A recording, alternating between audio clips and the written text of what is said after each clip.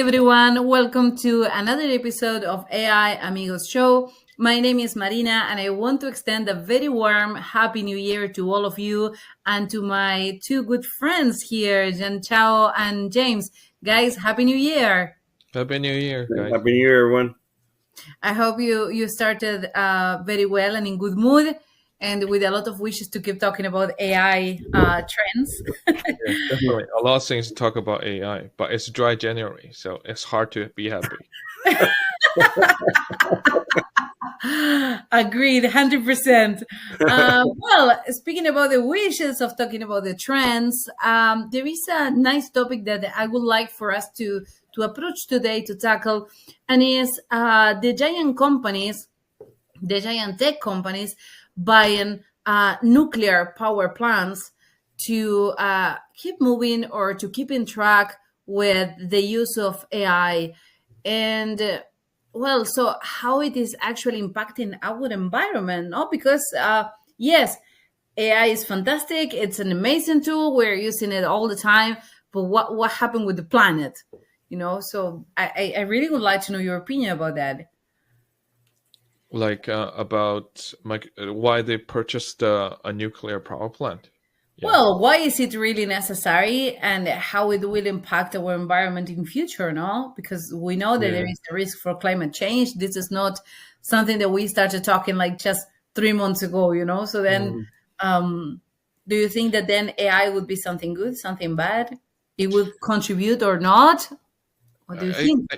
I think generally thinking about the data center, just a server, so they need a more kind of purchase stuff from NVIDIA for those AI purpose stuff.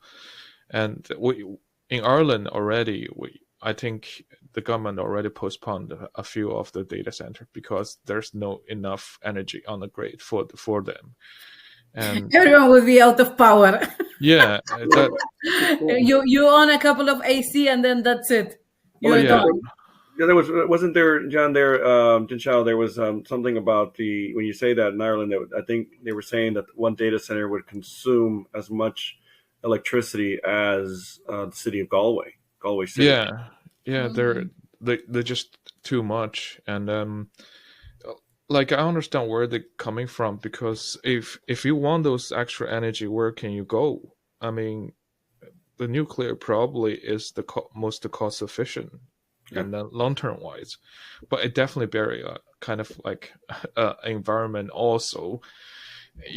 People had those horrible things happen with nuclear power plants, and people definitely aware of that. So I don't know, it's a hard one, for them. It's a really hard one, but my main point is, a couple of months ago, Amazon actually bought nuclear power plants.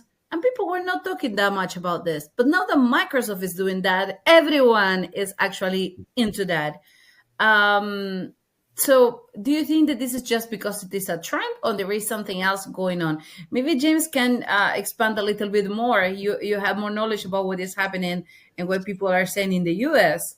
Yeah, well, I mean, I see there, like you said, Amazon's purchased. Now Microsoft's made a deal. And actually Google, I've seen there, they've made some deals as well to buy. But at the moment, both Amazon and Microsoft are buying nuclear power plants that have been shut down. And the one that Microsoft's buying is in 3 Mile Island. They're going to restart that reactor. And I think it was back in the 1970s. I was a kid anyway. I was born in 1980 something. No, just kidding. But we don't need to know your age. You were born sometime, like that. Some time ago, yeah. But this power plant or nuclear power plant, they almost had a nuclear meltdown that would have hugely impacted the environment. And we've seen what's happened, like, for example, in Chernobyl, and we've seen what's happened in Japan with the earthquakes. And, so that's the main concern, is that, you look at nuclear power plant as compared to, let's say, fossil fuel. It is definitely better.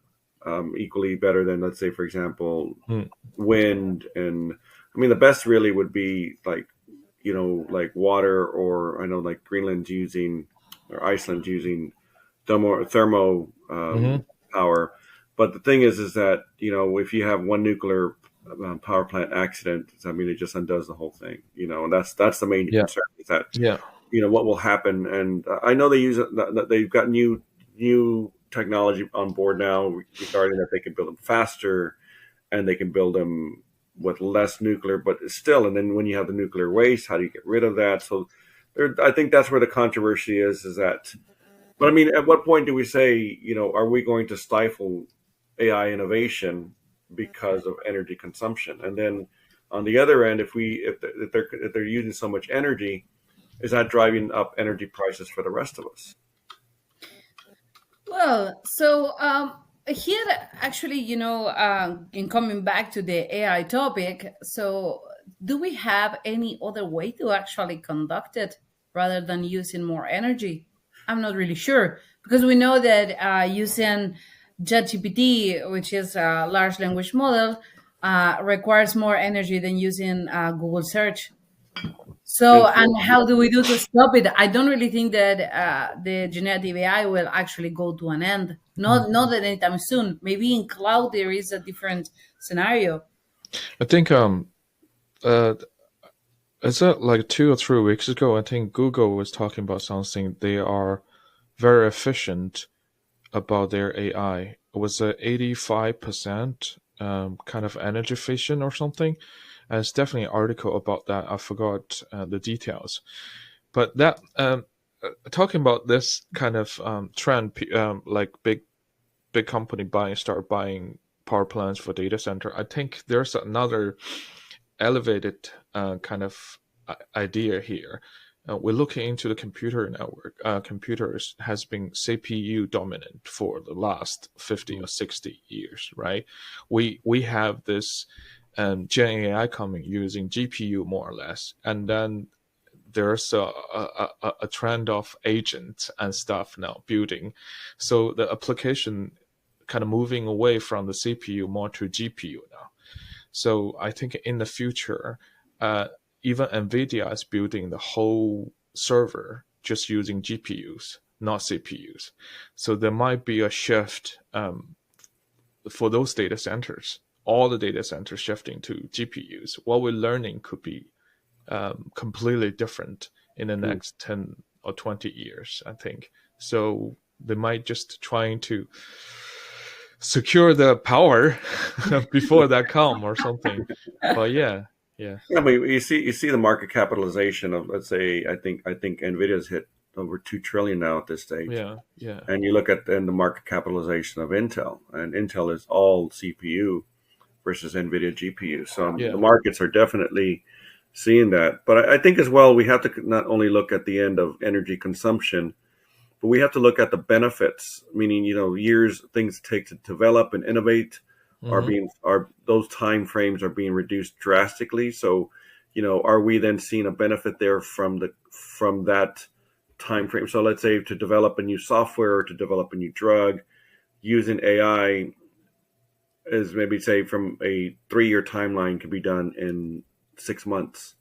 Well, what about those 2.5 years of energy consumption that's not being used? So I think we need to look at a more That's holistic a approach. great point. That's a great point. And I think that people are not really seeing the big picture, and they just try to demonize, okay, no, AI is actually really bad because, like we are using a lot of energy and this is bad for the planet.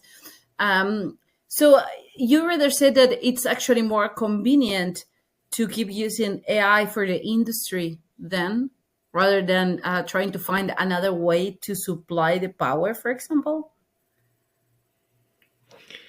It's a hard question, that one, I would say. Well, I mean, we're such early days into this. I mean, and like you and John was pointing out there in regards how we're moving from CPU to GPU. What is it going to look like in 5 to 10 years? What is industry and development cycles going to look like? And I think that we just don't know yet. Well, it's really hard to actually imagine what will happen even like in 2 years, with all the fast pace that we can see that it's going on. And guys, I'm sorry, I have to mention, I am amazed with the technology that China implemented to use the drones with the fireworks and the New Year. It was fantastic. I think it is, like a clear vision on how AI can be used in different situations and even for entertainment, because this is something that you don't really need to interact with the machine. You don't really need to understand much. If you're just observing, you would be like amazed by this. And it awakes people's feeling to actually go and visit China for New Year. So, okay, let's go and spend the money in there, something like that. And I'm, well, so like we studied AI, so we work on this, and I'm sure that we see all the benefits.